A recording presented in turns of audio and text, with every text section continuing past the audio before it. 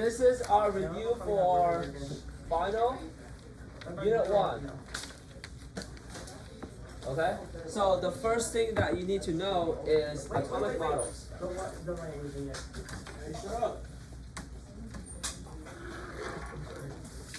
So if you remember all the atomic models, the first one was just a circle. So in the very beginning, people just thought atoms are just a round ball. Okay? So this one is the solid sphere model. It was by John Dalton. So there will be only one question about the atomic models. So just make sure you are familiar with their names and who proposed it. So the solid sphere was the first one, and then the second one was when J.J. Thomson used a magnet, bent the light, and he found out there's charges on the atom. So there's a bunch of positive and negative charges all over the atom, scattered around. So this one is the, anybody remember? No? The bread crocus one? Plum pudding. It was by J.J. Thomson.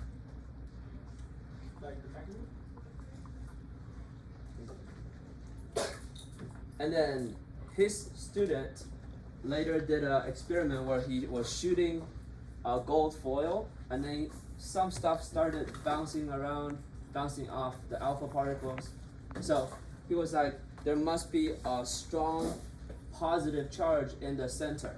So this is a nucleus. So this is our first atomic model with a nucleus in the center. So we call this our nuclear model.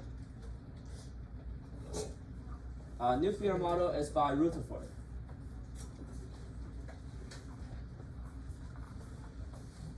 Okay, so the electrons are on the outside, protons are in the center. People didn't know about neutrons yet. And then the last one that you need to know is the Bohr model. So again, nucleus still in the center, but we have energy levels now. So anybody remember what this one is called? Yeah, the planetary model. Because it looks like the planets surrounding the sun. So planetary model was by Bohr. We can call it the Bohr model also. Yeah. So electrons are going to be represented as little dots. Let me change the color. They're going to be represented as little dots on the energy levels. Yep, this one also tells you the number of valence electrons and all that stuff. So we're going to talk about that later. So that's our 4 atomic models I will quiz you on, but the 5th one is not very relevant to us. Okay, next part. I'm not clearing anything yet. Okay. Yeah. Okay, so inside the nucleus,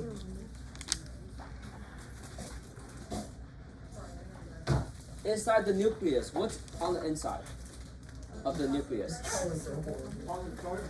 Positive charge and what? We got protons and neutrons. Protons and neutrons. Protons and neutrons. That's inside the nucleus, okay? Outside of the nucleus, with like these dots right here, and the negative charges, those are what? What are those called? Electrons. Electrons, very good.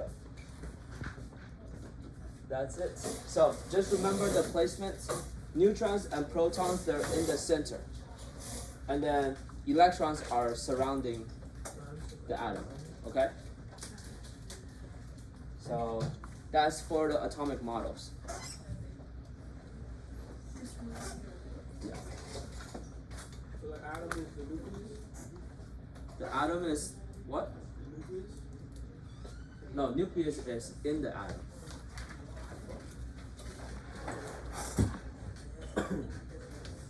We good? Yeah. Okay. Next part is no. I will save it. You can take picture at the end. You guys can take pictures at the end, okay? There's also protons, neutrons, and electrons. What charge are the protons? Positive. PP. Positive protons. Neutrons are what charge? Neutral. No charge. So just do something like that. That doesn't have a charge. And electrons don't have. Electrons are negative, right? Electrons are negative. That's the three charges.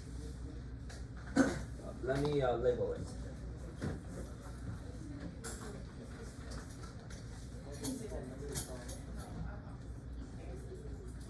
Alright, how much do they weigh? How heavy are they? So protons, what is the AMU? Atomic mass unit. What, 16 or something? Approximately 1. Okay? Neutrons is also approximately 1. Electrons is approximately 1, no. 2, No. 1. 0. Yeah. So that's the mass.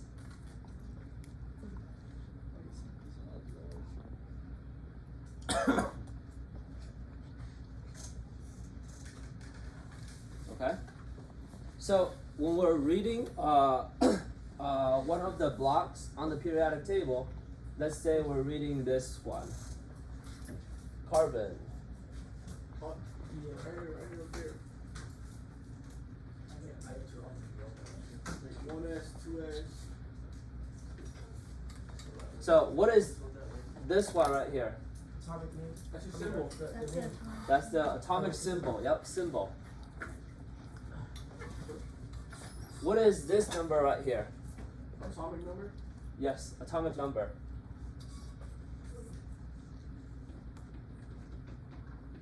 So atomic number is also the same number for protons and electrons, okay? Mostly protons. Electrons can change. Protons and electrons. Let me rewrite this.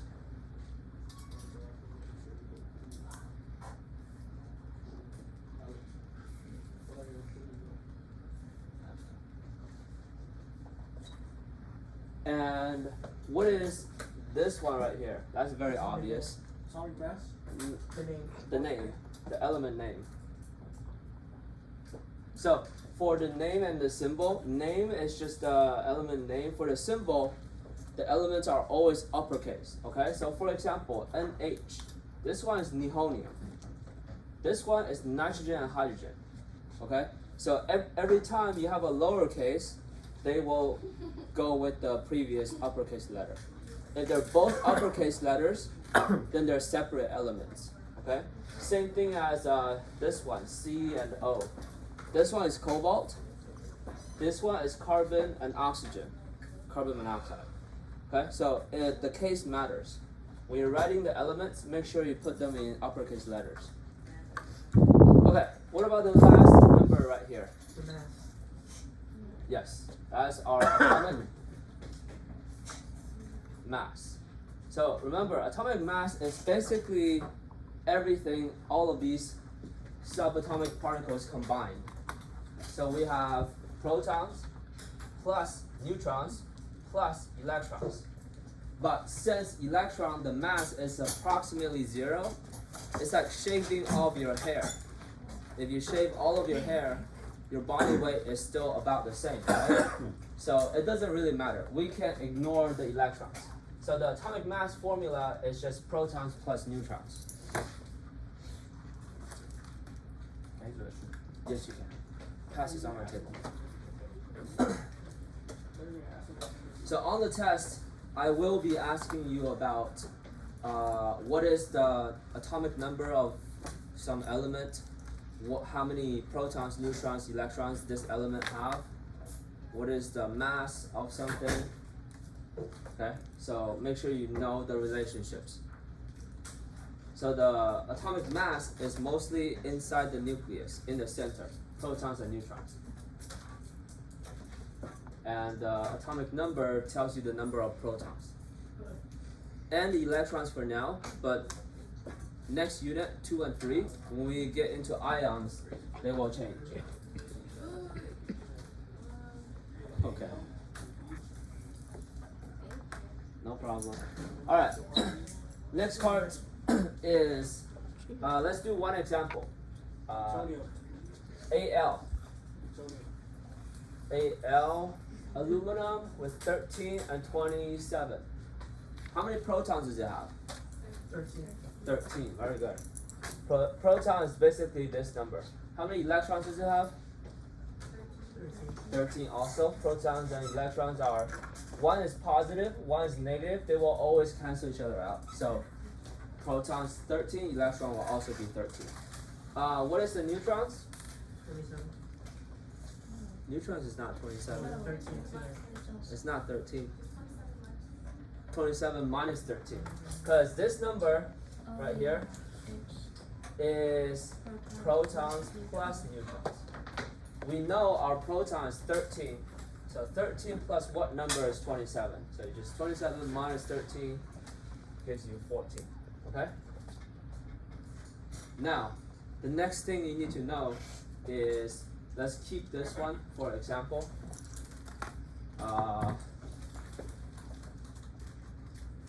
We're gonna draw a Bohr model.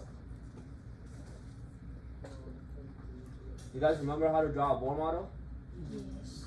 Hopefully. Okay. So in the center, we put proton is equal to 13, neutrons is equal to 14. How many circles do we draw for this element? You guys remember? If we look at it right there, it'll tell you. Yes, we have to look on the periodic table. So I'm gonna use my broom. So aluminum right here. So we have to look at the period number. So again, one mistake is a lot of people will just count 1 and 2. That's wrong. You have to count from the very beginning. So 1, 2, 3. Aluminum is in period 3. So on this Bohr model, we will have 3 circles for it. 1, 2, 3. Okay? 3 circles. What are these circles called?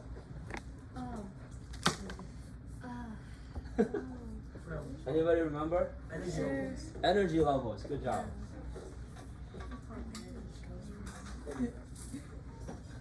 Energy levels. So now, how do we determine how many dots do we put on it? I forgot. So, honestly, you don't even have to think. All you have to do is count on your periodic table. So, for aluminum, our first period have how many elements? 2. So our first circle will have 2 dots. 1, 2. That's it. Yeah, that's it. It will never have more than 2. Our second circle will have second period. So 1, 2, 3, 4, 5, 6, 7, 8. So our second circle or energy level will have 8. 1, 2, 3, 4, 5, 6, 7, 8 electrons. Okay? How many circles do I have on the outside one? 8. Not 8. Aluminum's right there, so I'll count 1, 2, 3. Oh, yeah. That's it. So aluminum will have 3 dots on the outside. What do we also call the outside electrons? Valence electron. Valence electrons. So aluminum has 3 valence. 3 3 valence electrons. Okay?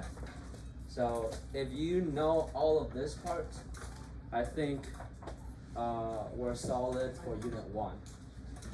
There's one more thing though. We got this one copied? No way.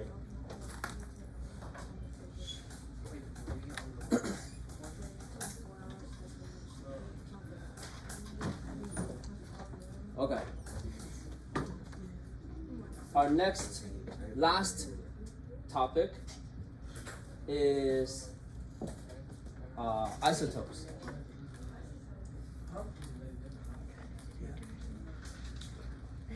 So we're kind of getting into unit 2, okay? So protons never change.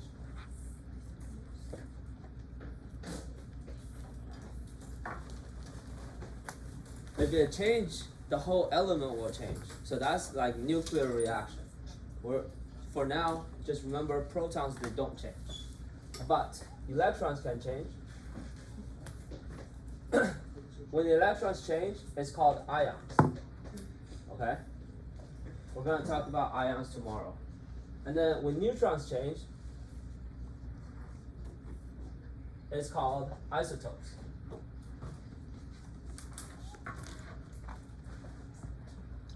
So the isotope format looks like this. We got element, let's say we have carbon. The atomic mass will go on the bottom. The atomic number will go on the bottom. So it has 6 right here. And then the atomic mass will go on the top. So since we're changing neutrons have a mass of 1, right? So when it changes, the mass number will change. So this one can be 12. We can also have carbon 13. We can also have carbon 14. Okay, so those are just isotopes. This one means the mass is 14. This one, the mass is 12. The mass is 13. They all have the same number of protons, but neutrons have changed. Okay, so this one, how many neutrons does it have? 6. 12 is the mass. 12 is protons plus neutrons. Huh? Why is the arrow pointing towards the Oh, I don't know. Okay, how many neutrons does that one have? 6. Oh, wait, no. 13 minus 6. 5, 7. 7. What is, how many neutrons does this one have? Would that be 8? Yeah, this one have 8 neutrons. Okay? So that's isotopes. If you remember the Bohr model, the atomic models, proton, neutron, electrons, their charges, Those are neutrons, or what are those? those are the neutrons. Let me label it for you. The 6 is your atomic.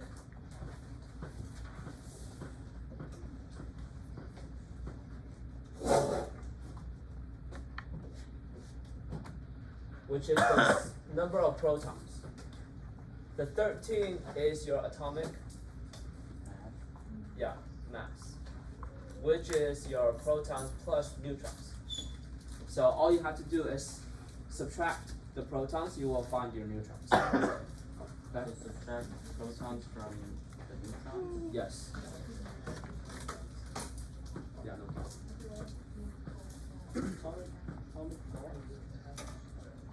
So on a question, if I ask you something like Fe 56, and Fe have how many? 26 atomic number. How many neutrons does this one have? 30. Would be 30. 30. So that would be the answer for that one. Okay? There will be one question about isotopes. So the whole Unit 1 test is only going to be about 8 to 10 questions. It won't be a lot. No, it won't be hard.